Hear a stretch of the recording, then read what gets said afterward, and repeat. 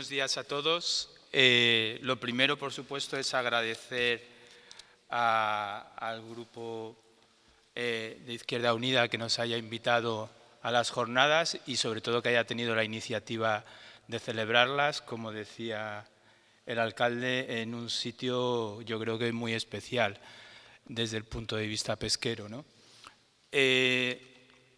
Luego disculpar porque parece que, no sé si hay epidemia o qué, pero tenía que estar conmigo un compañero, Jorge Sáez, que es de Sol de Cocos y que a nivel de Andalucía tienen un trabajo de apoyo a las comunidades pesqueras muy importante. Creo que va a intentar estar en la siguiente sesión, donde él sí tiene una presentación, pero bueno, disculparles que ha pasado muy mala noche también.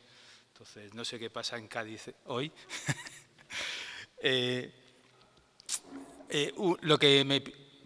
No sé si conocéis la organización, voy a hacer un poquillo de publicidad, pero BBF es una organización que nació en 1964-65 realmente por una acción, una actividad muy cercana aquí, que es con Doñana, ¿no? En aquel momento Doñana estaba amenazada con una gestión insostenible, con desecación, y un grupo en aquel momento de clarividentes, de personas amantes de la naturaleza, hicieron una acción para parar ese proceso y para crear lo que ahora mismo es el Parque Nacional de Doñana, y que en realidad es de alguna forma el origen de la organización. Somos una organización que es internacional, prácticamente tenemos actividad en todos los países del planeta, y en la parte marina es una organización que que cuenta casi con 200 personas, es decir, hay mucha gente trabajando en temas marinos, no solo en pesca, sino también en temas de protección.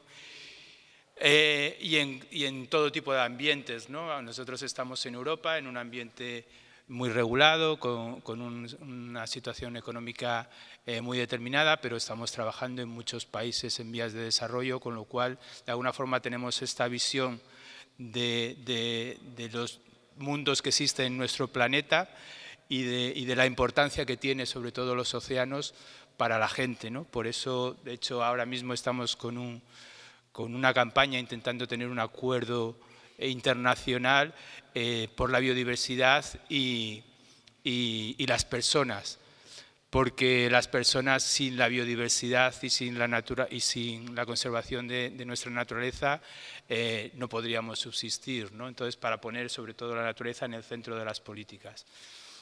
Bueno, paro hasta aquí.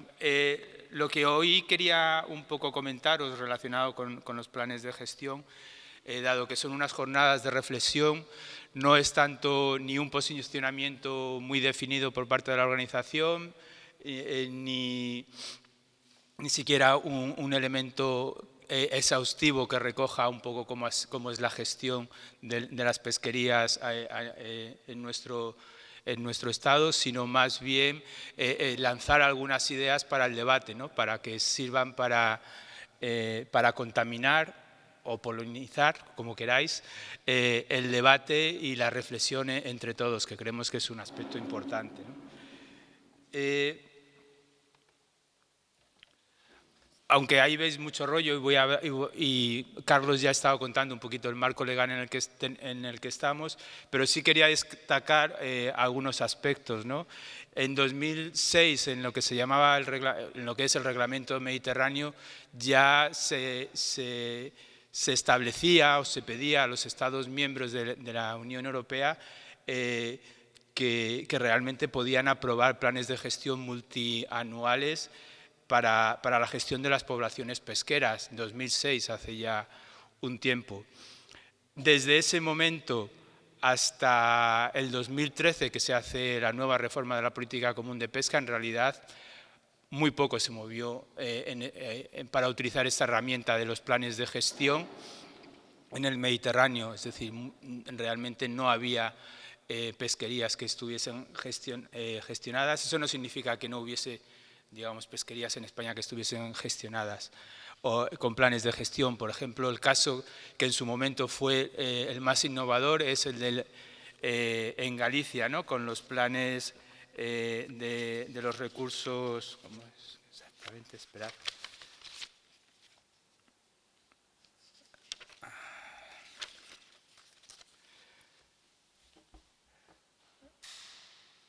Los planes de recursos fundamentalmente afectando a los recursos marisqueros, en el que en realidad son planes de gestión muy innovadores en ese momento porque utilizaban una figura como son las asistencias técnicas que intentaba acercar este conocimiento científico que se pueden tener sobre esas pesquerías a trabajar de una forma más cercana al sector pesquero, pero que además permite la interlocución con la administración. De alguna forma es como un puente y que han tenido un trabajo fundamental, por una parte, para desarrollar estos planes de gestión. Tenían la labor de hacer las evaluaciones de estos recursos marisqueros, de determinar cuáles eran las posibilidades de captura y luego el sector, de alguna forma, se autorregulaba y gestionaba estos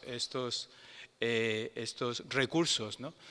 De hecho, esto se hacía para cada una de las especies y en cada uno de las cofradías que tenían estos recursos. Esto significa que una cofradía puede tener 5, 6, 7 planes de gestión para estos recursos.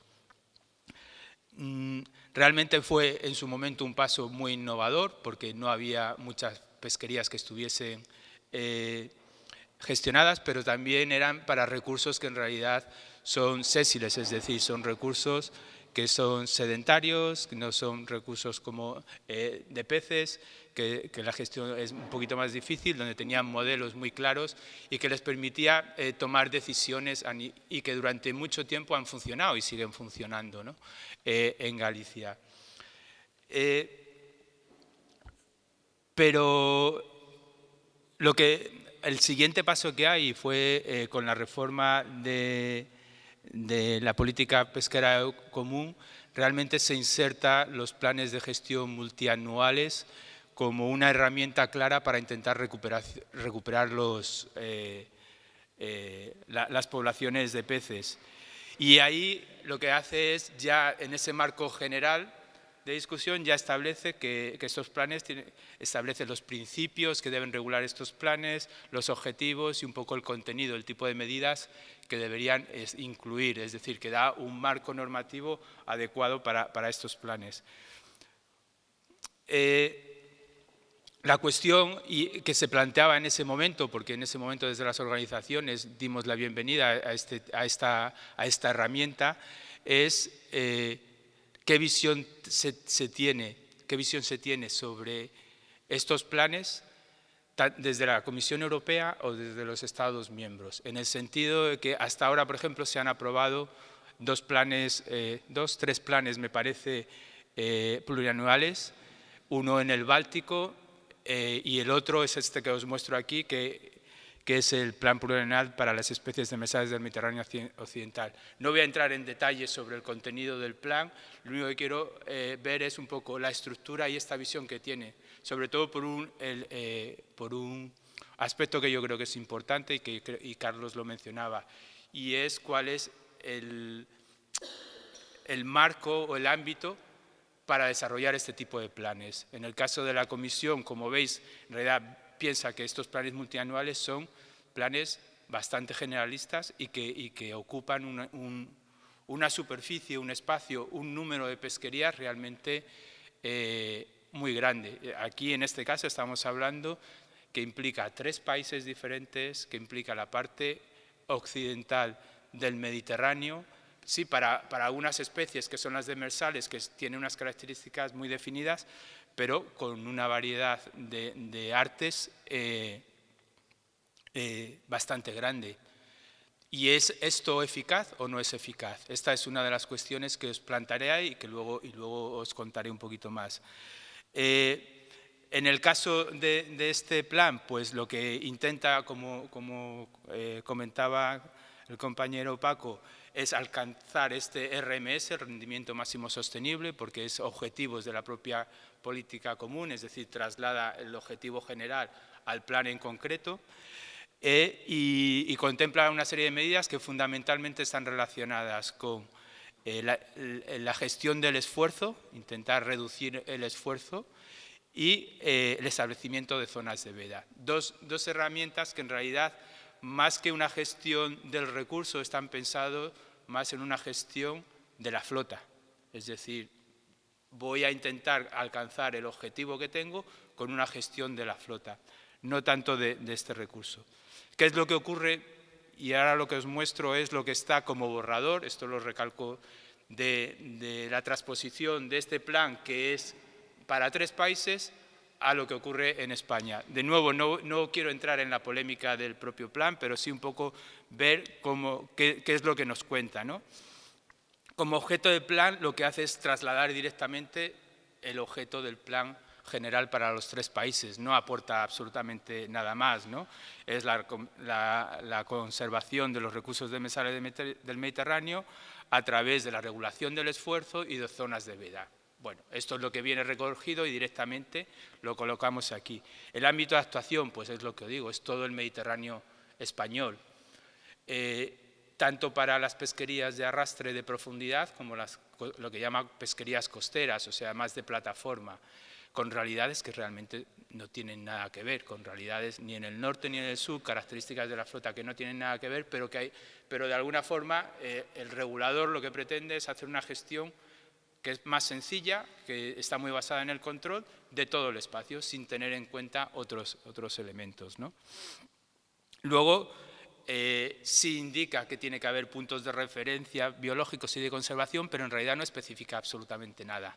Es decir, de nuevo es súper general, ¿no? Y lo deja, por ahí lo pone, que será un organismo científico independiente, que es el Consejo Científico y Técnico Europeo, el que determinará, o otra instancia similar que determinará cuáles son esos puntos de referencia. No entra, porque realmente para el plan no se hace un análisis en detalle. Estas pesquerías, si las tenemos, son de las pocas que tenemos evaluadas en el Mediterráneo. Luego, los científicos ya dicen que están sobreexplotadas y que, por tanto, por eso tenemos que hacer esta reducción de esfuerzo, pero en realidad no te indica cuáles son esos puntos de referencia, ni cómo se van a calcular, ni basado en qué. Y en el análisis de este plan no tienes esta información previa. Y luego habla de que efectivamente que va a haber un seguimiento y una evaluación del plan que va a ser anual, si procede y si las circunstancias lo aconsejan. De nuevo, es como deja una manga abierta, que lo que no crea seguridad, crea, por el contrario, mucha inseguridad, ¿no? Otro de los temas que quiero traer es cómo se elabora el plan, es decir, cuál es la visión desde el Estado o desde algunas comunidades autónomas o desde la propia Comisión Europea de elaboración del plan. Es un plan que en realidad es una negociación Comisión Europea, Estado, comunidades autónomas, donde lo que hay, sí, hay procesos de comunicación hacia el sector, hacia las ONGs, y donde se pueden hacer alegaciones, donde uno puede verter opiniones, pero luego esto no queda muy claro cómo está reflejado o en qué medida esto modifica o no el plan. Esto es lo que tradicionalmente hablamos de tener una aproximación de arriba a abajo para la gestión, ¿no? Y para la definición de estos planes de gestión. Por el contrario, pues tenemos casos que son mucho más interesantes de gestión, que es a un nivel muy diferente, ¿no?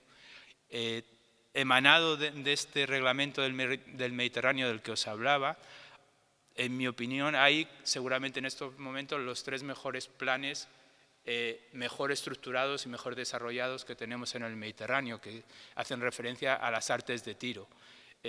Uno de los planes es el del Sonso en Cataluña, el del Jonquillo y el Gerret en Baleares, y el de Murcia, el del Chanquete en Murcia. Artes de tiros, y esto es un elemento de reflexión muy importante. En realidad, estas 3 pesquerías, que son pesquerías artesanales, que son pesquerías que son de arrastre y de arrastre con artes tradicionales que pescan sobre Posidonia o sobre otras fanerógamas y por debajo de 50 metros. O sea, estaba dentro de esta regulación en el que todos estamos de acuerdo, estaban fuera de todo esto. Pues, sin embargo, Estas 3 pesquerías son una excepción a estas normas generales porque, y para que sean una excepción, lo que la Comisión Europea les exige es que tengan un plan de gestión multianual donde tengan un seguimiento de la actividad y donde tengan una evaluación clara de que son pesquerías que no impactan sobre estos ecosistemas sobre los que actúan.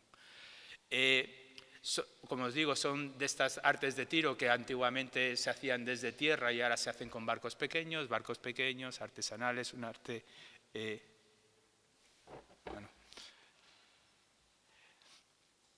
¿Y por qué digo que son de las que mejor funcionan? Bueno, porque están en esta situación de crisis, hay una reacción por parte del sector y por parte de las administraciones regionales, hay un seguimiento, muy especialmente en el caso de Cataluña, en el que buscan una forma de gestión diferente, más adaptada, más local, más adaptada a la realidad de la pesquería y donde un elemento fundamental es la cogestión, es decir, que estos procesos de arriba a abajo o en el que en determinados estamentos se determinan cuáles son las medidas que se van a adoptar y luego se intenta consensuar, negociar o comunicar al resto de partes interesadas, desde el principio los planes de gestión, especialmente en el caso de Cataluña, es un proceso en el que tanto el sector pesquero como los científicos, como la administración, como las organizaciones de conservación trabajan en la definición de ese plan, determinan cuáles van a ser elementos que ahora os voy a contar, ¿vale? Y se presenta. Esto cambia radicalmente porque el proceso de creación de ese plan o de definición de ese plan no es un proceso de negociación, sino es un proceso, dentro de un proceso más largo de creación de confianza entre todas las partes, hablar de que el sector pesquero con las ONG se sientan para discutir el plan de gestión es una cuestión revolucionaria.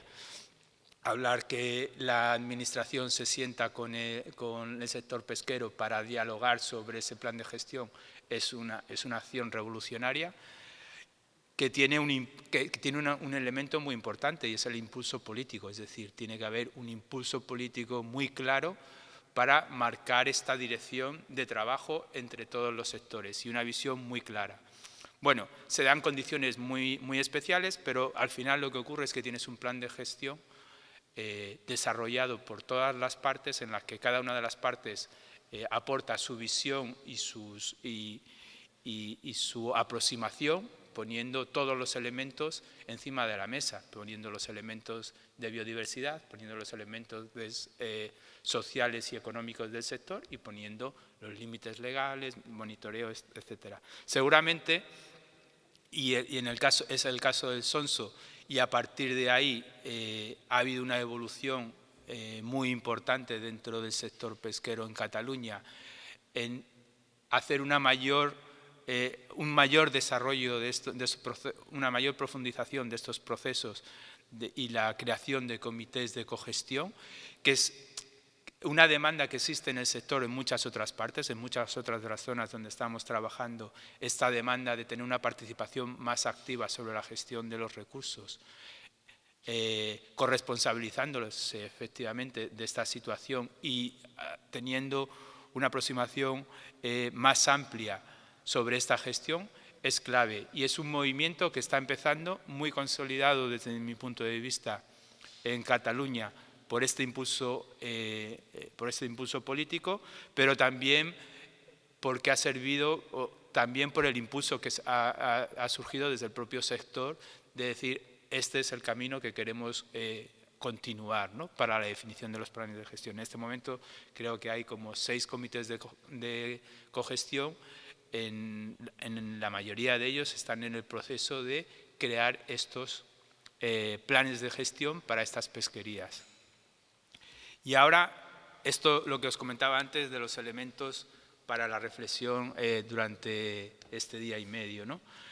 Para nosotros, la escala de gestión adecuada es un tema que hay que valorar. Por una parte, no lo podemos hacer seguramente tan micro como ocurre en el caso de Galicia, en el que tener, yo qué sé, 7 planes de gestión por cofradía para esos recursos puede ser un poco demencial. Es cierto que lo que hace la Administración gallega es hacer que el sector, con la ayuda de las asistencias técnicas, elaboren esos planes de gestión.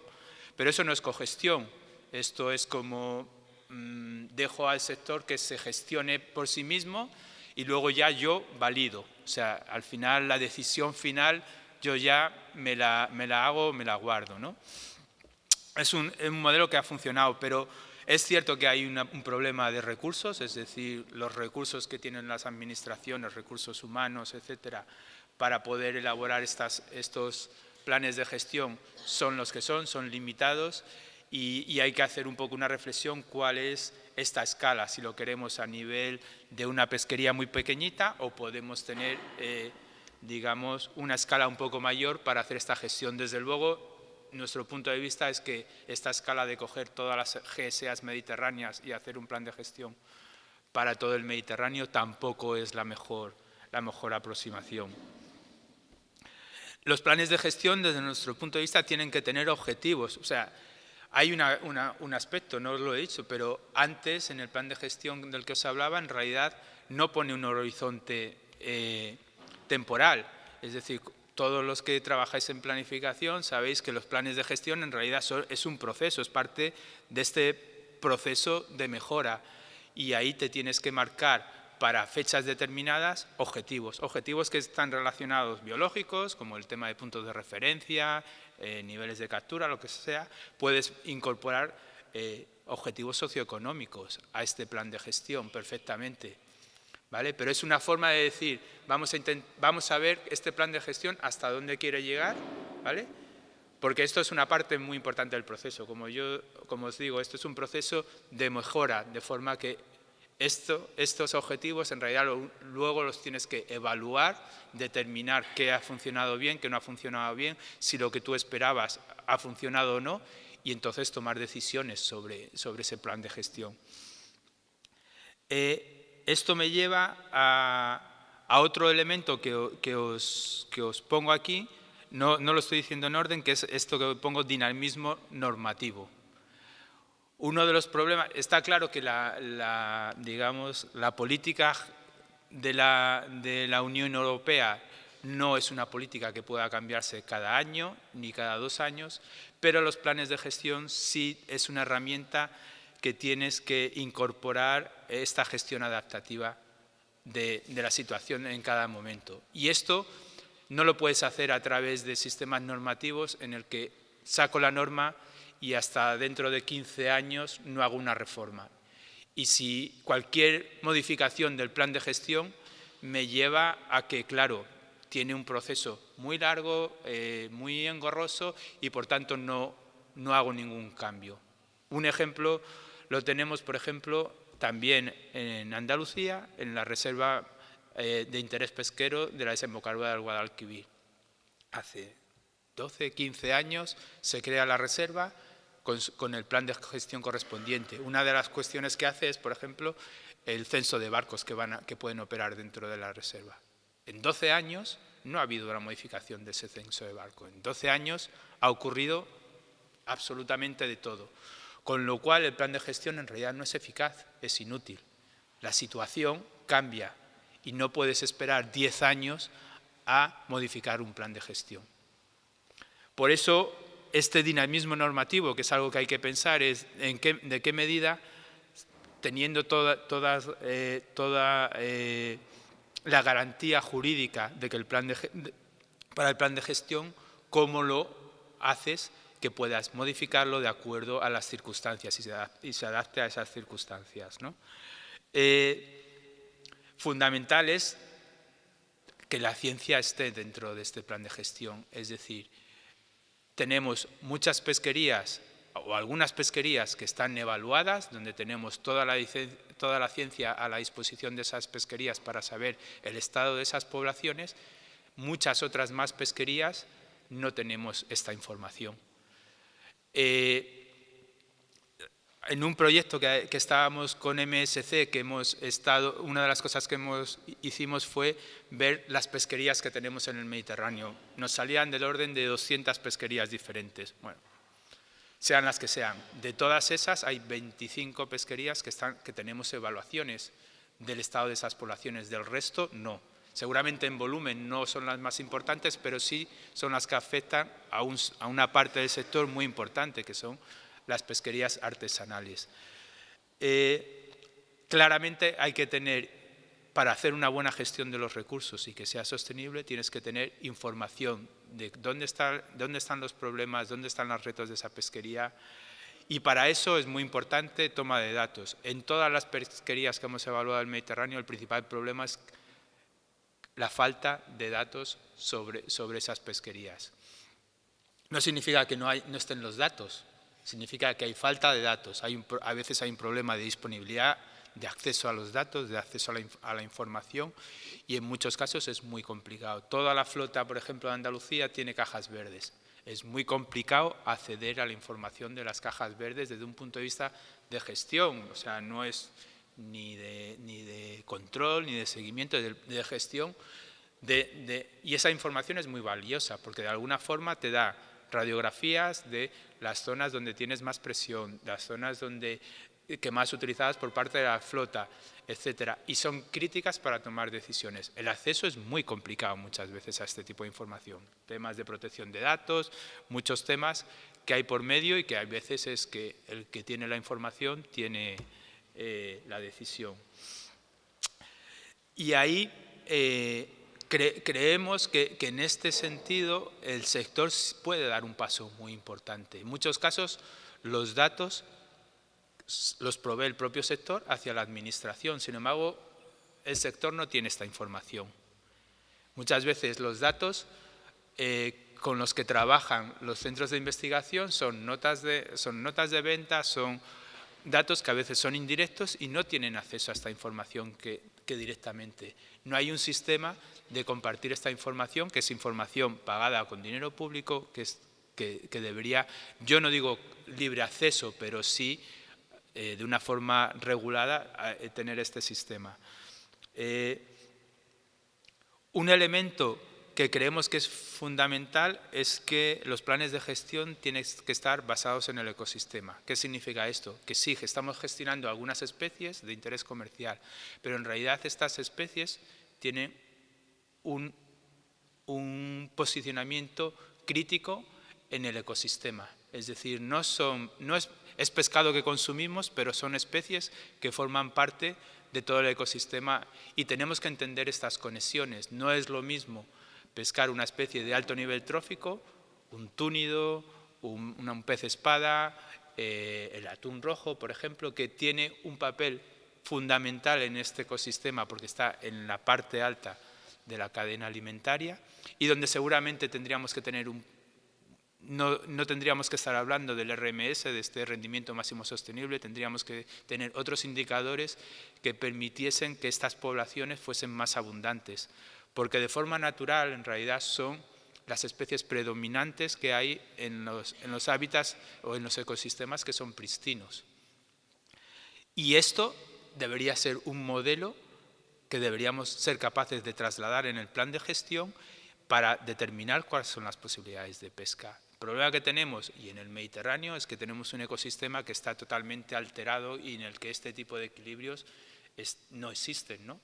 Y esto al final va en contra de la propia, lo que hablaba antes Carlos, de la propia resiliencia del sistema, de que las poblaciones sean más sensibles a otros impactos de cambio climático, a otros tipos de impactos.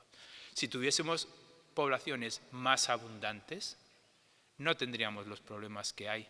Y sabemos, porque si echas la mirada 30 años atrás, que la abundancia que había entonces a la abundancia que hay ahora es muy diferente. Y esto es algo que dentro de los planes de gestión debería ser uno de los objetivos, ¿no? La recuperación de estos y especialmente según qué especies, es decir, no puedes hacer el mismo tratamiento a los que decía, las especies de los túnidos, etcétera, o las especies forrajeras, las especies de las que hay muchas especies más, además del hombre, que dependen de estos alimentos.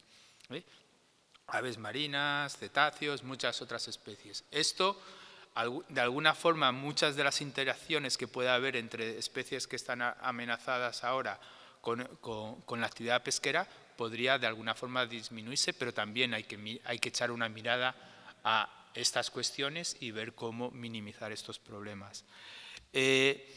Por último, la gobernanza, es decir, cómo definimos los planes de gestión. Lo que aquí os pongo de cogestión. No creo que la cogestión, sinceramente, sirva para todas las pesquerías de las que estamos hablando. Seguramente hay pesquerías donde sería muy complicado gestionar. No sé, atún rojo no veo que sea una posibilidad en el que hay 30 países implicados, no sé cuántas flotas, gestionarlo a través de la cogestión. Pero sí hay muchas pesquerías de pequeña escala donde la cogestión es seguramente la mejor herramienta para hacer una gestión más racional y responsable del recurso. Una cogestión que según nosotros entendemos no es la gestión de la administración con el sector, sino que es muy importante el componente científico y el componente de la sociedad civil, porque tener todos estos elementos dentro de la ecuación y tener toda esta inteligencia colectiva que viene tanto del sector como de los otros sectores, lo que hace es que todos aprenden, todos marcan cuáles son los límites o sus visiones y a partir de ahí se pueden llegar a acuerdos y hacer que el proceso sea, siempre que el proceso es transparente, que el proceso de toma de decisiones es claro, no hay tantos problemas para llegar a acuerdos para tomar decisiones, tanto desde el punto de vista biológico como de aspectos socioeconómicos. De hecho, cuando hablábamos de resiliencia, en el caso del sonso, por ejemplo, es un ejemplo claro de esta resiliencia, hacer más resistente a través del comité de cogestión cuando, por ejemplo, el sector atraviesa dificultades. La pesquería del sonso depende mucho de las condiciones ambientales, no es una pesquería que sea estable porque es una especie que cada año en realidad se reproduce y tiene unas características muy especiales y una falta de lluvias, bueno, no sabemos muy bien qué ocurre, pero cuando hubo un problema, de forma que hubo que, con la decisión de todos, parar esa pesquería y estar mucho tiempo sin poder pescar, el compromiso del sector pesquero con el plan de gestión resistió este proceso de crisis y en parte favorecido pues, por una administración que realmente es consciente del problema que hay, del problema y de buscar soluciones. Por eso esta aproximación de todas las partes, y si falta alguna de las partes no me sirve. Si hay una relación, digamos, el sector pesquero con científicos, con ONGs y toman y, digamos, hacen propuestas de planes de gestión para que luego una administración lo paralice o no tenga, es perder tiempo, perder recursos, perder energía, perder entusiasmo hacia esas medidas, ¿no? Entonces, por eso creo que esta confluencia de las cuatro patas es muy, muy crítica. Y ahí una reflexión es entendiendo que hay un problema de recursos, entendiendo que hay un problema de falta de capacidad dentro de la administración, igual que en otros. También creo que es importante reflexionar sobre la función pública, es decir, sobre el funcionariado que es responsable de esta toma de decisiones. Y esto es una cuestión que para mí es bastante clave.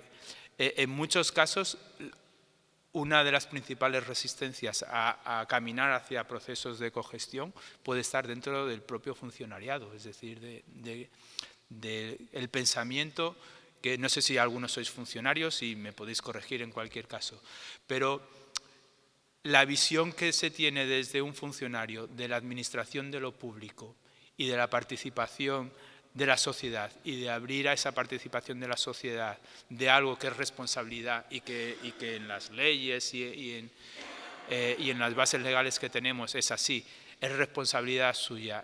Y esta decisión de delegar de alguna forma este pequeño poder que tenemos, este micropoder que tenemos, esto es fundamental cambiarlo. Y allí donde ha cambiado, de nuevo me pongo muy pesado con el caso de Cataluña, pero en ese caso, en el momento en que los funcionarios cambian, digamos, ese chip, creen en ese proceso y son los principales motores de este proceso, la situación cambia radicalmente.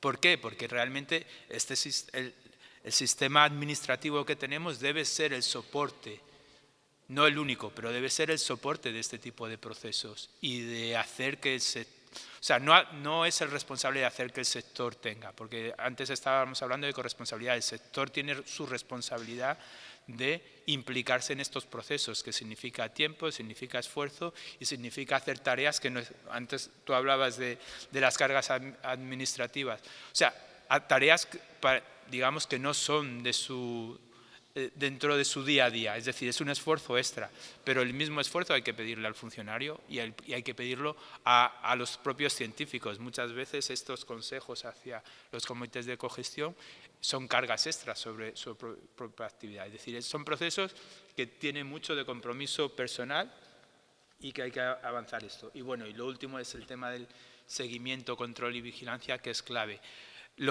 Una de las cosas que hemos aprendido de los comités de cogestión, y Carlos lo señalaba, es que ahora mismo mucho de estos aspectos de la gestión de los recursos está relacionado con el control y la vigilancia. Se puede ser mucho más eficaz en el control y la vigilancia con una implicación directa del sector que está digamos, en el proceso de cogestión de un recurso.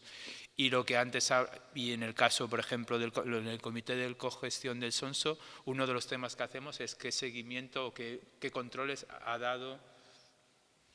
Esperar una hora, no, esto. Vale. ¿Qué controles se ha hecho desde la Administración para evitar problemas de furtivismo, de venta ilegal, etcétera? En muchos casos, en realidad, estos controles vienen porque el sector sabe dónde están los agujeros del sistema, saben por dónde entran y por dónde salen, y en este proceso de confianza ponen, digamos, el foco en donde esta inspección o esta vigilancia hay que realizar, con lo cual podemos economizar muchos recursos de esta parte de seguimiento y vigilancia y aportarlos más hacia la gestión y a un proceso más propositivo, ¿no? Yo no sé, ¿puedo parar aquí o puedo 2 minutos? Antes el alcalde hacía referencia a esta iniciativa de la Reserva Marina de Interés Pesquero de Conil. Es un tema que desde el sector llevan trabajando mucho tiempo, en el que tanto Sol de Coco como BBF nos hemos incorporado en una idea porque creemos que es un tema muy importante. Lo que quería destacar en este caso es cómo un poco esta concienciación o darse cuenta del sector pesquero de la importancia de tener un ecosistema saludable para su propia actividad. Seguramente es de las pocas actividades, o sea, es de las actividades humanas de las pocas que realmente estás gestionando vida salvaje. La pesca es vida salvaje. Y para que esta vida salvaje pueda vivir, necesitas unos ecosistemas saludables. Y además de esta creación de la reserva, ellos consideran que parte de su sostenibilidad a largo plazo está en la protección del medio marino en el que se encuentra, una zona que desde el punto de vista de biodiversidad es uno de los puntos calientes a nivel nacional,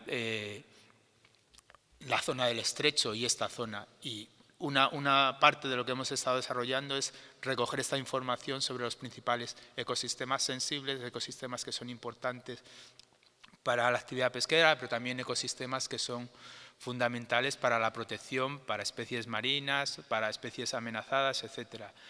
Esta integración y en cómo integras los objetivos de gestión pesquera con los objetivos de conservación es clave, y creo que cada vez es más fundamental, porque si hay una actividad que es dependiente de un mar saludable, es el sector pesquero, con lo cual ahí, y en el caso de Conil, aparte de muchas otras cuestiones, han sido muy conscientes de esto y por eso han buscado la alianza y el acompañamiento de organizaciones como nosotros, que hace 15 años hubiese sido probablemente impensable, pero que son fundamentales de buscar otros espacios, otras legislaciones como es la de conservación, que en realidad benefician al propio sector pesquero, ¿no?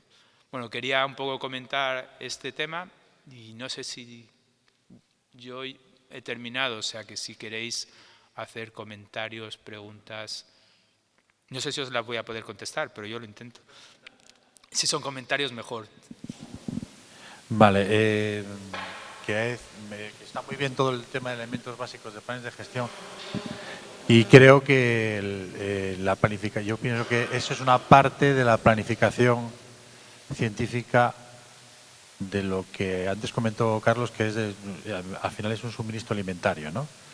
Queremos cuidar todas esas partes. Yo, bueno, lo veo un poco que hay una parte que no está clara, que es la del tema de los mercados.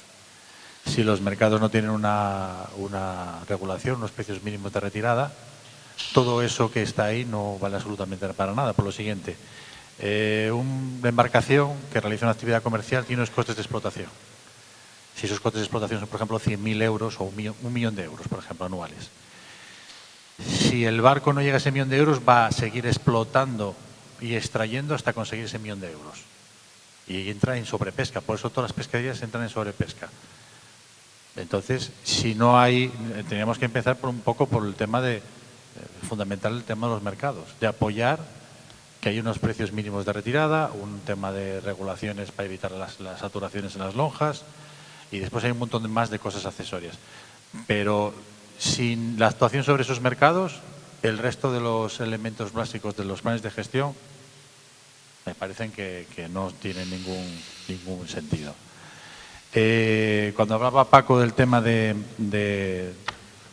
meternos con el arrastre, dejar de meternos al arrastre, sencillamente hay que pensar, independientemente a lo que funcione o lo que ande una embarcación, es sencillamente que una embarcación que consuma 200 litros diarios de combustible a una que consuma 5.000. Hay algo raro ahí. Y puede ser que la de 5.000 no sea de arrastre, sea un barco grande con redes fijas o anzuelos. Entonces hay un tema que era lo que se llamaba los incentivos perversos, que se había comentado también. Y en ese sentido tenemos que mirar por los costes o la presión medioambiental que está haciendo esa embarcación. Es muy fácil. La subvención del combustible solamente sirvió para las grandes unidades de pesca. Yo, que soy pescador, más activista, pescador, etcétera, y militante, sé de sobra que yo puedo correr con esos costes de pagar un combustible a precio real. En cambio, otros barcos con cierto nivel de industrialización, tamaño o cierto tipo de artes de tiro, por eso decía eso está bien, el tema que decías que había una serie de barcos pequeños, se dedicaban al tiro, en Delta del Ebro, una serie de sitios que, bueno, pero bueno, nada más hay que analizar los temas de consumo tema de combustible para saber si ese barco es sostenible o no. No voy a entrar ya en la potencia de los motores ni en lo que ande, sencillamente el consumo de combustible, que es lo que canta. Yo creo que el funcionariado al final estos son partes sueltas, desmotivado. Yo los conozco, están hasta los cojones, porque además saben que la siguiente, somos pocos, hay menos todavía, y la siguiente generación es peor que la anterior. Todos los activistas que quedan son gente veterana que está cansada, muchos de ellos ya recientemente jubilados, y están un poco ahí, pues no sé, por aguantar el tema. Después, claro, te das cuenta que el funcionario tiene jefes políticos por encima. Y después la cooperación entre el sector y la cooperación con el sector, con las ONG, bueno, la cooperación del sector, tú lo habrás visto, yo en general nunca la había visto, solamente veo gente que estamos continuamente en distintos grados mintiendo, ¿no? Entonces, el modelo también de reserva creo que es un error.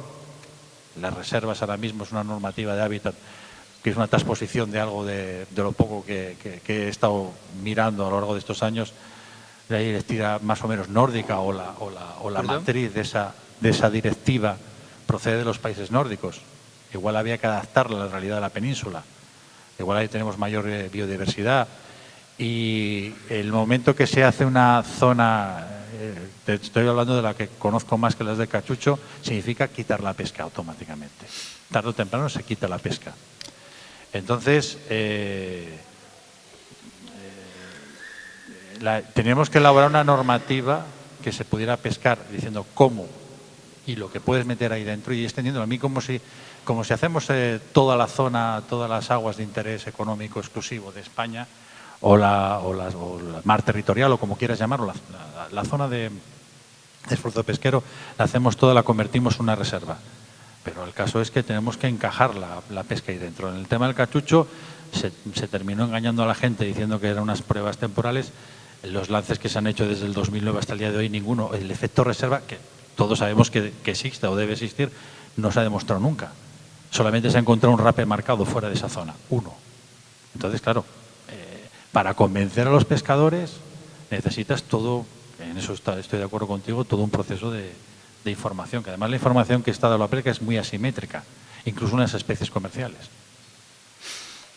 Entonces, bueno, nada más quería hacer el apunte, sobre todo el apunte de los mercados.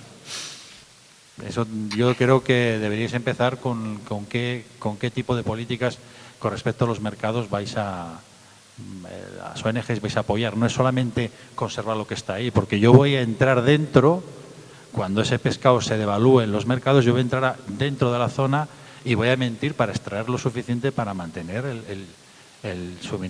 los salarios justos o lo que yo considere que son los ingresos que debo tener. Entonces eso va a ser un problema siempre, salvo que diseñemos un sistema que no sea el actual de tema del formato que tenemos de protección.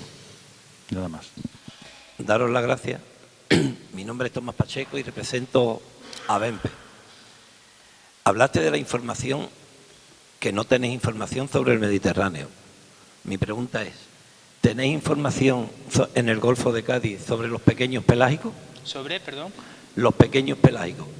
Sardina, boquerón. Y otro tema sería que la PPC en comercialización está bastante obsoleta. Porque lo que usted pone ahí, o lo que ponen, control y vigilancia, es cero. O entre comillas, en algunos puertos. Otros tienen más pasividad. Luego hay agravios comparativos con el distinto segmento de flota. Si es mayor de 12 metros, si es menor de 12 metros. Son incongruencias que, en definitiva, todos pescamos lo mismo. Estoy muy de acuerdo con todo lo que se ha planteado, pero en lo de la congestión y estas cuestiones está bien, pero no se está haciendo tan bien. Hay que hacer eso, pero sin cerrarle las puertas al resto. El sonso se está vendiendo demasiado bien, pero no está tan bien. ¿Pero? Porque lo de la pesca del sonso Sí, y pero... otras pesquerías. ¿Por qué digo esto? Pues porque ¿cuántos barcos son los que pueden hacer esta pesquería de todos los barcos artesanales que tiene la Cataluña? 4, 5, 6. Eso no es pesquería. Eso está muy bien el proyecto y está muy bien el programa. Pero yo tengo un barco artesanal y yo no puedo pescar el sonso y tú sí. Y tú sigues siendo de la modalidad artesanal. Cuando no hay sonso, vais a pescar el trasmayo o vais a pescar otra pesquería. Sigue. Era amigo personal del que llevó este proyecto adelante y su barco está. El que está en la cogestión con la administración no es para que sus barcos sean favorecidos. Y te voy a explicar, por ejemplo, la zona de Cabo de Gata. Es un parque natural y resulta que soy patrón mayor de Adra ya 20 años y todavía no he conseguido que los barcos de Adra estén metidos en el censo, y estoy hablando de barcos de la provincia de Almería, en el censo para poder pescar en el parque natural. ¿Para qué vale el parque natural? Para crear una especie y para que sean solamente 15 barcos de la provincia de Almería los que tengan acceso a ella. Yo estoy de acuerdo que hay que hacer pesca sostenible, que por ejemplo semanalmente puedan pescar 5 barcos, pero no solamente los 5 barcos de Carbonera o de Almería, 5 de la provincia, entre los que entren también Adra. Esta semana pescan 5, la semana que viene otros 5. Eso es hacer pesca sostenible, hacer pesca racional y que todos los pescadores tengamos la misma oportunidad. Si no es así, no hay la misma oportunidad. La pesca no se puede, siendo una cosa natural, no puede ser solamente para un numerito de barcos ya determinado. La pesca tiene que ser abierta para todos está claro que hay que racionalizarla y si en un espacio entran 5 barcos una semana, 5. Pero no que sean esos 5 barcos que estén durante todos los años pescando o todo el tiempo que haya esa pesquería y el resto no. Eso no es sostenible, ni eso es igualdad de condiciones, ni igualdad de oportunidades, que también es muy importante en la vida. Porque, por otro lado, por ejemplo, el tema de los dineros europeos, pues vienen con unas directrices neoliberales que son la hostia. Por ejemplo, los pescadores, lo que es un pescador, no tiene acceso a ningún tipo de ayuda de los fondos europeos que ahora se llaman grupos de acción local. Yo fui un gran defensor de ese dinero, pero claro, para que tengan los pescadores acceso. No, resulta que vamos en condición de competitividad. ¿Quién es quien tiene competitividad para hacer ese dinero? Pues los hijos de don Dinero, porque tienen avales, tienen garantías, pero un pescador, yo tengo pescadores que en el mes no ganan 600 euros. ¿A qué tiene acceso ese hombre? A morirse de hambre.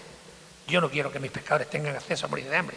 Yo no quiero que saquen 18 millones de pesetas, 18 millones de euros de Andalucía del Fondo Europeo de la Pesca para ponerlo en los grupos de acción local, para que los alcaldes y otros lo usen como instrumentos políticos, etcétera, etcétera. Tienen que hacer dinero para que los pescadores tengan acceso a él. Sin embargo, esto no es así. Antes ha dicho el compañero que se han devuelto un montón de millones de euros y se devuelven de la pesca. Pues claro, si resulta que no han podido acceder a las paradas por las condiciones leoninas que nos imponen esos neoliberales, que si por ejemplo la Caja Azul deja de emitir, pues ya no te dan la ayuda. Pero mire usted, si el barco está amarrado, si el ROE está ingresado a la capitanía, que es un instrumento del Ministerio de Fomento, ¿aquí de qué estamos hablando? Entonces nos crean cada vez más complicaciones para que realmente los pescadores no tengamos acceso, y esto nos lo crean los liberales del mundo económico, que dicen no se subvencionan los actores primarios, pero cuando le tiran las torres gemelas le dicen al Estado, oigan, salgan a intervenir porque se nos va el chiringuito abajo, y el Estado sí pone su dinero para salvar a esos especuladores de la especulación. Sin embargo, los sectores primarios, que somos lo que le damos lo más importante a las personas, que es la comida, esos que no se subvencionen. Estas cuestiones están ahí, y ahí sí es verdad que políticamente hay que tenerlo muy claro. Hay otra palabra que ponía por ahí, que es la acuicultura, una alternativa. La acuicultura no puede ser una alternativa. La acuicultura tiene que ser una complementariedad de la actividad pesquera. ¿Por qué digo esto? Porque la acuicultura ahora mismo que tenemos es el medievo.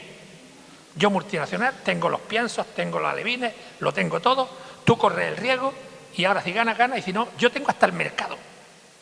Y el problema más grave, que se habla bastante, al habla tú y al hablar, es que los pescadores históricamente hemos estado de espalda al mercado, incluso con estas condiciones que nos están poniendo han conseguido que pescadores que vendían su pescado durante muchos años en la plaza, ahora no pueden venderlo. Pero oiga usted, ¿cómo me lo está poniendo? Y luego, sin embargo, si dice, venda la pesquera telemáticamente. Pero hombre, si no la puedo vender físicamente en el mercado de mi pueblo, ¿cómo la voy a vender telemáticamente? Bo día. Hai unha cousa que, perdón, é que cando falo en público soy incapaz de falar en castellano. Voy a intentar hablar en castellano. Sí, perdón. Una de las cuestiones que planteaste sobre las ayudas técnicas en los planes de gestión de Galicia son fundamentales, pero tienen un problema, que es el control político, y quiero explicar. Los planes de gestión de las mariscadoras de mi pueblo son un ejemplo de cogestión, de mantenimiento del recurso, pero son un arma de control político, porque en cuanto las mariscadoras de mi pueblo se enfrentan a la consejera de turno, se le quita la subvención de la asistencia técnica, con lo cual dejan de poder hacer el siguiente plan de gestión. Entonces ahora hay un borrador del nuevo decreto de planes de gestión en Galicia que tiene ese problema, que es que están sometidos a un control político que hay que romper. Lo mismo pasa con el tema de las reservas.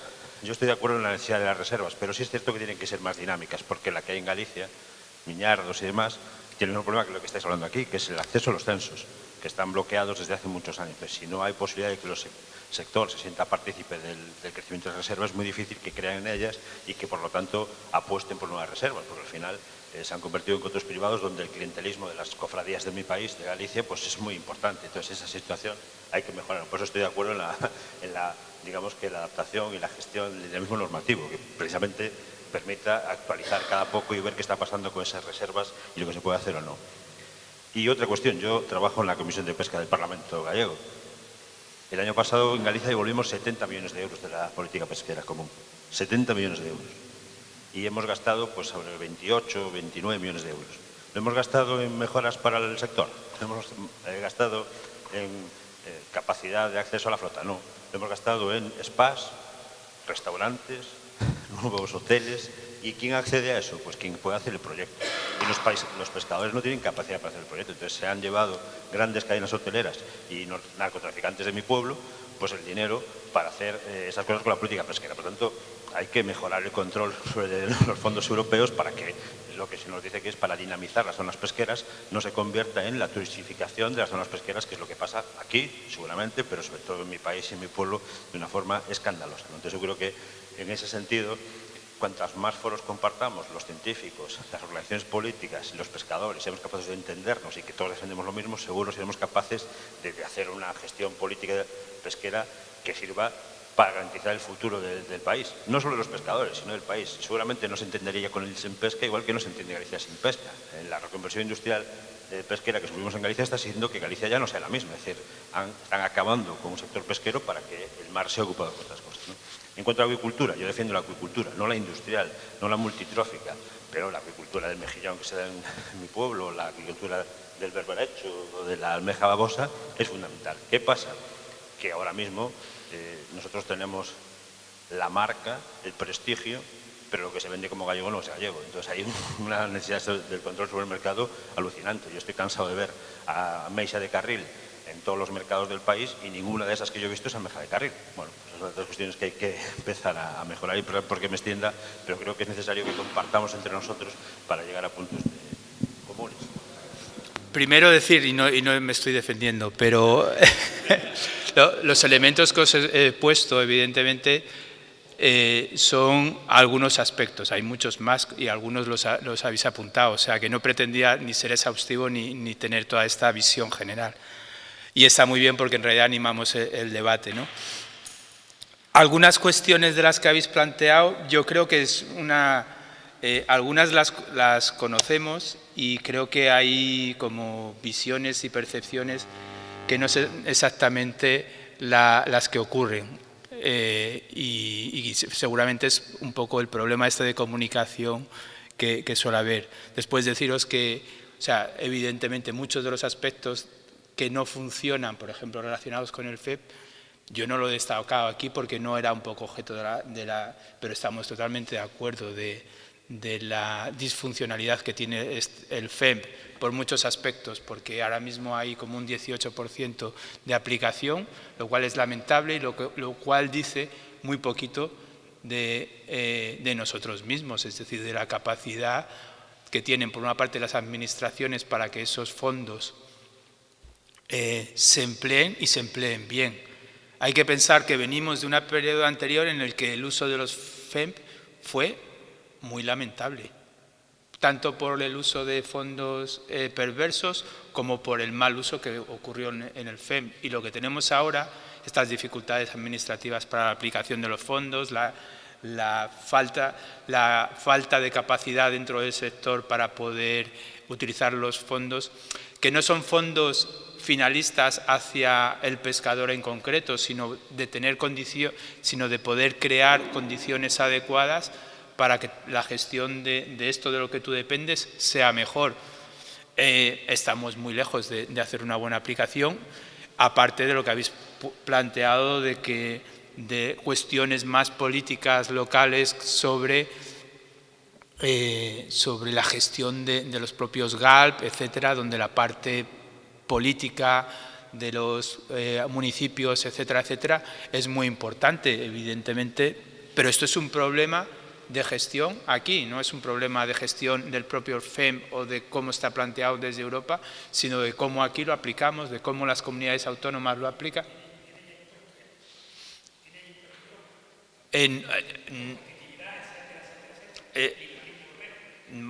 Bueno, se puede hablar muchas más cuestiones de cómo mejorarlos. De hecho, ahora hay como una evaluación pero que hay muchas cuestiones que son internas desde el Ministerio de Comunidades Autónomas para cómo aplicamos el FEM, está relacionado con cosas de aquí, no que viene no tanto de Europa. Otra cuestión es lo que planteas de si es más o menos liberal o si es un pensamiento más o menos liberal.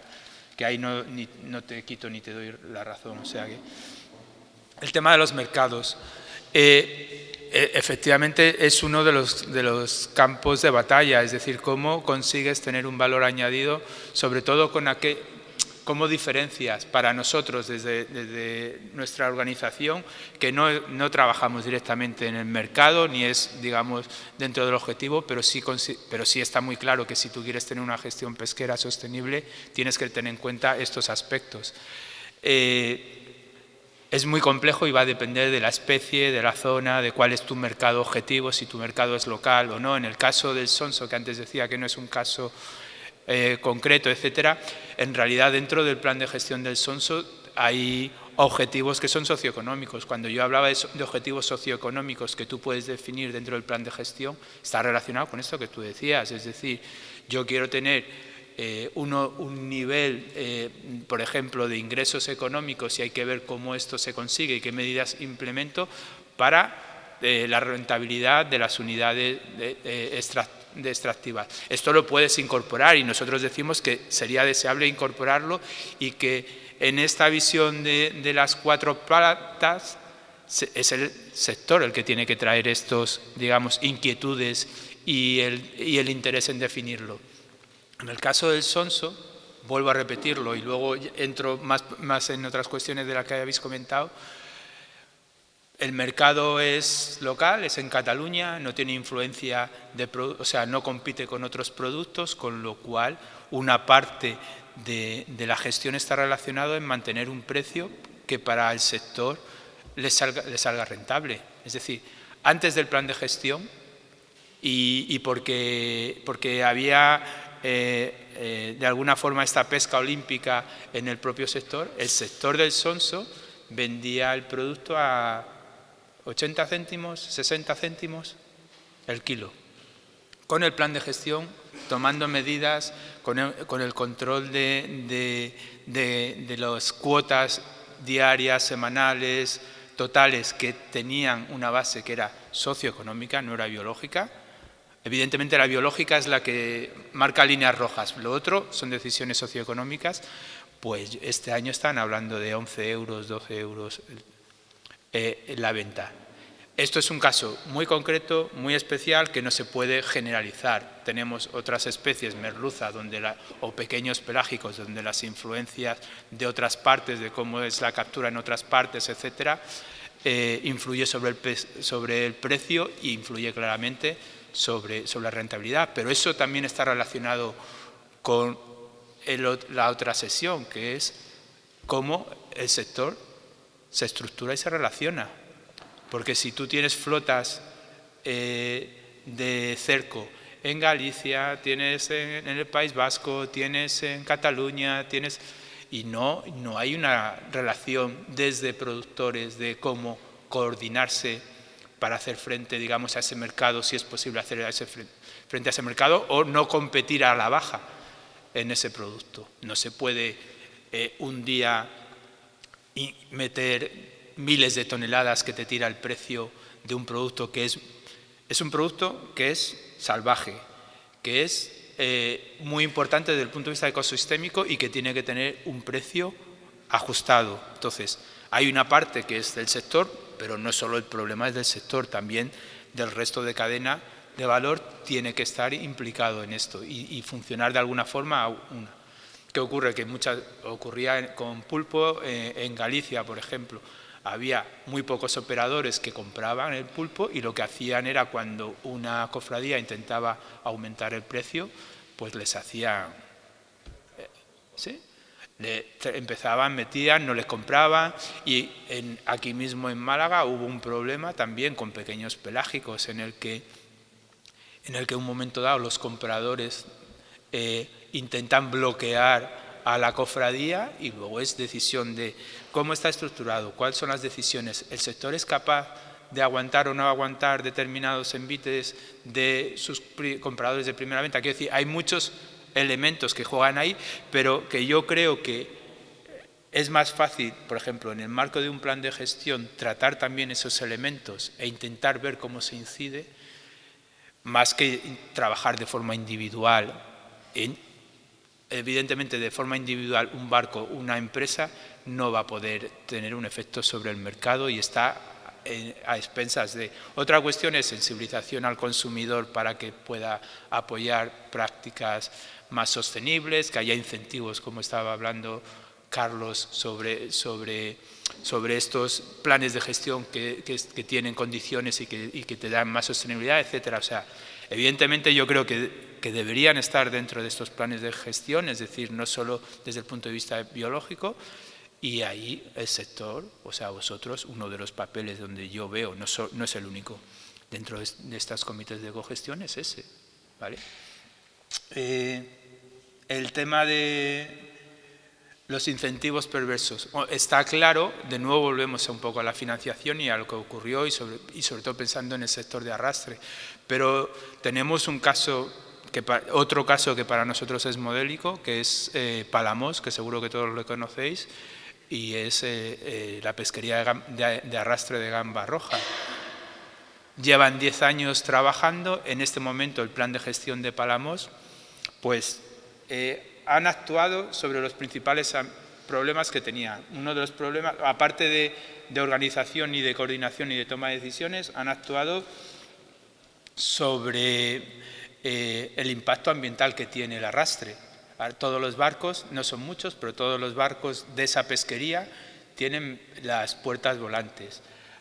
Sobre un aspecto también ambiental que les preocupaba, que era las capturas de juveniles. Han incluido mallas más grandes, con el apoyo.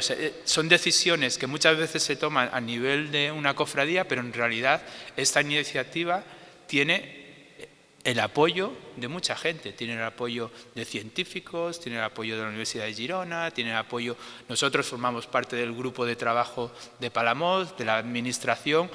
O sea, que es un trabajo donde ellos son fundamentales y que fueron suficientemente inteligentes, digamos, para ver la necesidad de que otra gente nos tiene que apoyar en el trabajo que queremos hacer. Ellos tienen clara la dirección y otros nos apoyan. Entonces, lo que os comentaba, tenían un problema de juveniles, capturas de juveniles de gamba roja brutales, y lo enfrentaron. Tienen mallas más grandes, han decidido que evitan la competitividad entre los diferentes armadores, entre los diferentes barcos que van a esa pesquería. Tienen un sistema de rotación de venta en el puerto, el sistema de rotación de acceso al caladero, han definido el caladero, ahora mismo están evaluando el efecto que tiene no utilizar las puertas de arrastre sobre el ecosistema, están definiendo los barcos son muy diferentes de tamaño. Al principio decidieron que todo el barco que quisiera entrar en el plan de gestión, aparte de seguir las normas del plan de gestión, debería tener una potencia efectiva de 500 caballos. Y los barcos que están renovando el motor o que quieren entrar nuevo, tienen la potencia de 500 caballos. ¿Qué pasó qué ocurrió en el pasado en el Mediterráneo? Las administraciones miraron hacia otro sitio cuando empezó la carrera por incrementar el caballaje, no hubo control, no hubo seguimiento. Como había subvenciones, pues venga, hay que gastar estas subvenciones y vamos a aumentar. Y había una carrera loca por aumentar el caballaje. Ellos, no es en aquella época, ellos tenían algunos barcos de este tipo, pero decidieron que con 500 caballos tenían más que suficiente para ir a la pesquería, porque no tienen que llegar antes al puerto, porque han resuelto el problema de quién llega primero al puerto y por tanto hay cierta justicia en la... Y han resuelto varios problemas. Estos problemas los han ido resuelto. Y ahora, aunque tienen barcos que tienen diferentes características, lo que están definiendo es lo que llaman arte tipo, es decir, trabajaron sobre el copo para ver la selectividad de la gamba roja, ahora sobre el tipo de arte para que todos tengan el mismo tipo de arte. Te quiero decir, están trabajando viendo cuáles son sus necesidades, cuáles son y con el apoyo del resto de los grupos. Si me dejas termino y luego haces... O sobre esto, haz comentarios si quieres.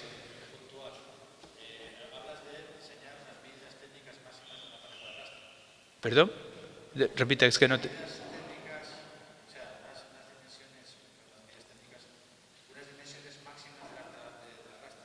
Definieron, o sea, hicieron, sí, la malla, utilizan malla cuadrada de 50. Las puertas lo que hacen es que tienen puertas, fueron a Noruega y utilizan puertas voladoras, puertas que no tocan el fondo.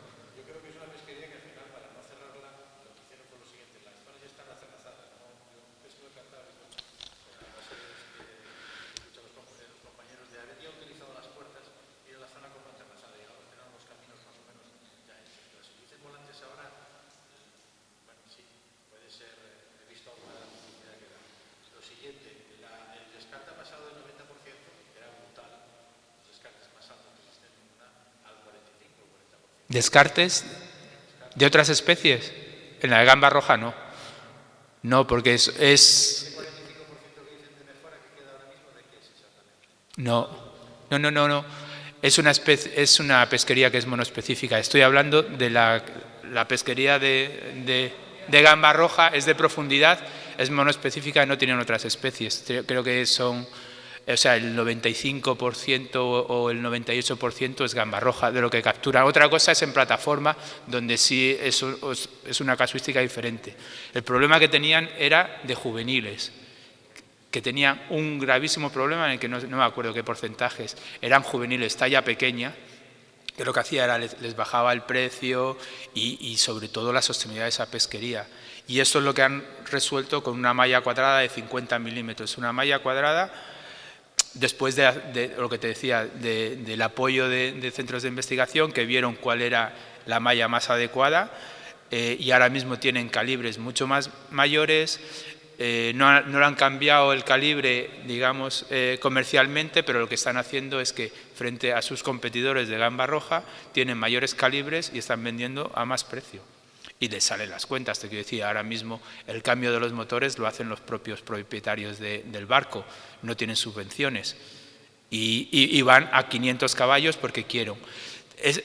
Tienen las zonas de pesca son muy concretas, eso es cierto, y solo utilizan dentro del cañón de Palamos esas zonas, es decir, eso significa que el impacto lo minimizan.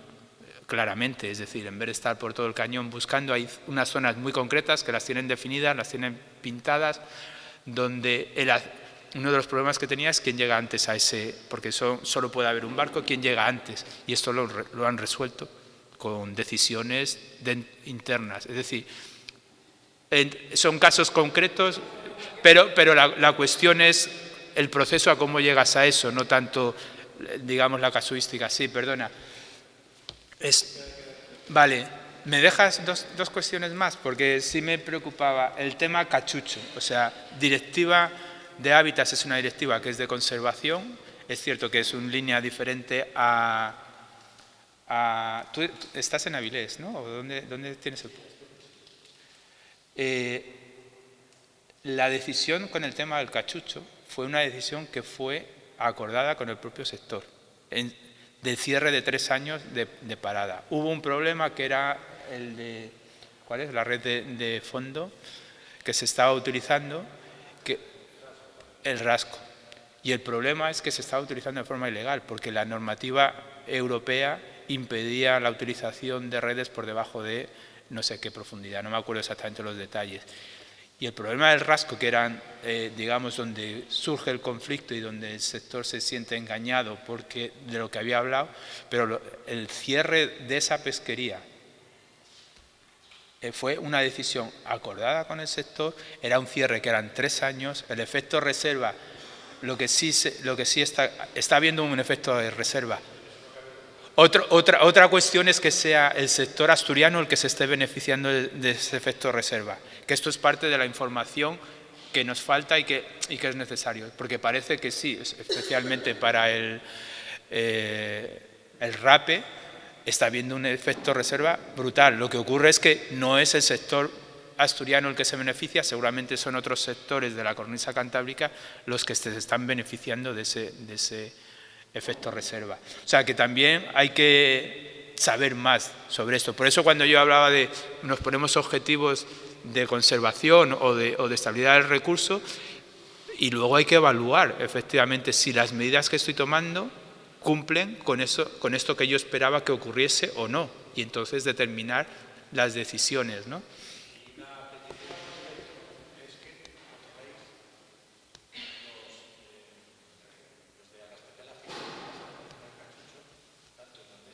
Este es otro tema.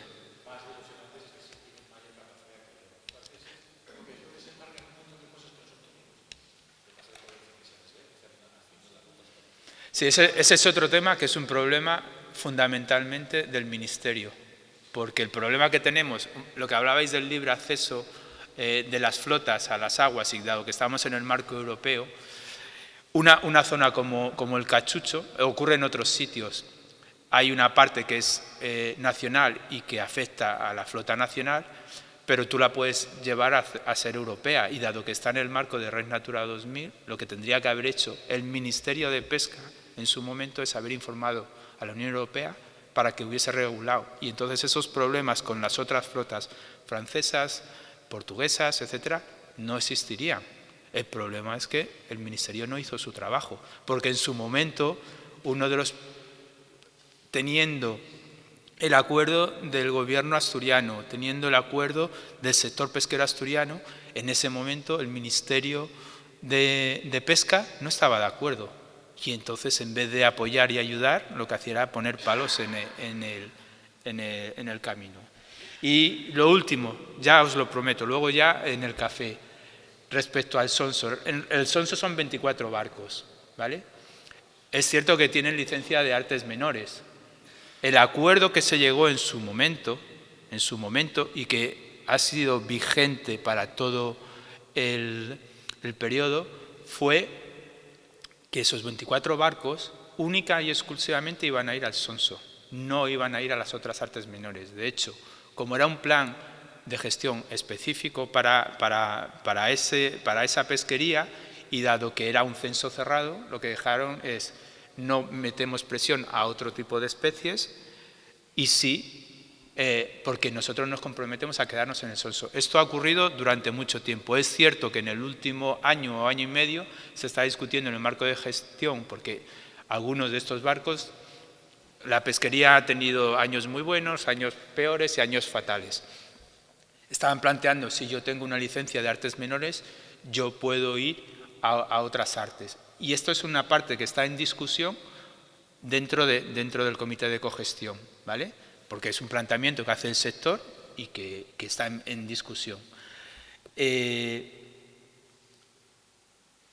hecho de que sea un censo cerrado, que también ocurrió en su momento en los Miñarzos, esto viene, y a un determinado tipo de barcos, esto viene en el reglamento mediterráneo. La excepción, porque estos barcos son barcos muy pequeñitos, o sea, no son los barcos de arrastre típicos, son barcos muy pequeñitos de 10 metros, son artesanales. Pero como en realidad tocaba fondo y había arrastre, la imposición que hizo fue que tenía que haber un censo cerrado, y de los barcos que en un periodo de tiempo determinado podían demostrar que habían estado capturando sonso en ese momento. ¿Cuál es la cuestión en este caso? Que si yo me centro en una pesquería y esa pesquería tiene éxito, pues en general el sector dice: ¿y por qué de esto no nos beneficiamos todos? Mi aproximación es: ¿por qué, si esta pesquería ha tenido éxito, porque ha hecho un plan de gestión, porque está teniendo una línea de trabajo muy claro, por qué no el resto del sector sigue una línea paralela a esta, para poderse beneficiar no tanto de una pesquería para una pesquería que tenemos, digamos, en buen estado, que es rentable, etcétera, nos la cargamos entre todos? ¿Por qué no hacemos todos, el resto del sector? ¿Por qué no cambiamos nuestro chip y empezamos a hacer planes de gestión para ver cómo recupero la biomasa de las pesquerías de las que yo dependo, para ver cómo desde el punto de vista científico tengo información y me ayudan a ver cómo esta recuperación tiene que ser, teniendo en cuenta las cuestiones sociales y económicas del sector y de mantenimiento del sector, etcétera, etcétera? Lo que suele ocurrir es: una pesquería funciona, vamos todos a esa pesquería. Esto, pues bueno, o sea que es normal, es lógico, pero desde el punto de vista de gestión no tiene, de una visión un poquito más holística, no tiene tanto sentido. Y en los Miñarzos ocurrió algo parecido. De hecho, al principio el censo era abierto para evitar los problemas de conflicto con otras flotas. Es cierto que se puso una condición que era habitualidad en el tema. En el principio, en los Miñarzos, que está en el norte de Galicia, pues si habitualmente operaban 50 barcos, porque el resto no iban, a lo mejor iban desde Fisterra alguno, etcétera, pero 50 barcos. Al censo se apuntaron 200 barcos. Lo que se hizo fue que a lo largo del año, si no iban, o sea, si tú no estás pescando en una zona, lo puedes ver como una privatización del área, pero es una privatización que es real, porque las distancias, otras cuestiones, en realidad no vas a pescar ahí, solo quieres tener la oportunidad de en un momento dado poder ir a pescar. En un momento dado se cerró el censo, lo que le faltó, que en su momento, lo que le faltó en su momento es que hay que definir criterios de entrada y de salida de ese censo. De esa forma, si tú cumples esos criterios, tú podrías entrar a pescar en esos espacios donde hay. Porque en muchos casos, por ejemplo, si una reserva, su objetivo es de reconstruir las poblaciones de peces, etcétera, para que pueda tener ese objetivo, muchas veces hay que limitar más el esfuerzo que se hace dentro. Por eso se limita en muchos casos el número de barcos. Si no, no tendría mucho sentido. No tienes ese efecto de reserva. Una cosa que puedes hacer es, bueno, ¿con qué criterios entra o salen estos barcos? Y decido, y cada cierto tiempo actualizo ese censo. Esto podría ser, si hay un acuerdo del sector, si hay muchas cuestiones que se pueden dar. Entonces, para mí no es tanto el problema de que en un momento dado, para una pesquería determinada, haya un censo cerrado de barcos, porque de forma habitual ocurre, o sea, Galicia no viene a pescar aquí a Conil. ¿Qué problemas tienes? Es que los pescadores de Conil que están aquí, que han tomado medidas, que tienen acuerdos internos dentro de su cofradía, si viene un barco de fuera, de otro puerto, aquí, muchas veces nos dicen, no quiero que entres, lo que quiero es que cumplas las condiciones internas que nos hemos impuesto ahí. Y esto sabéis que siempre hay fricciones entre puertos vecinos, porque unos puertos toman unas decisiones y no son respetadas por los puertos vecinos, ¿no? Cerrar el censo ayuda a que tú puedas tomar medidas de conservación y de gestión más eficaces y seas el que te beneficies de esas medidas de gestión y no otros se benefician de esas medidas de gestión. Pero bueno, es un tema abierto para ver cómo esto se puede enfocar. Yo por mí ya... ¿No queréis un café?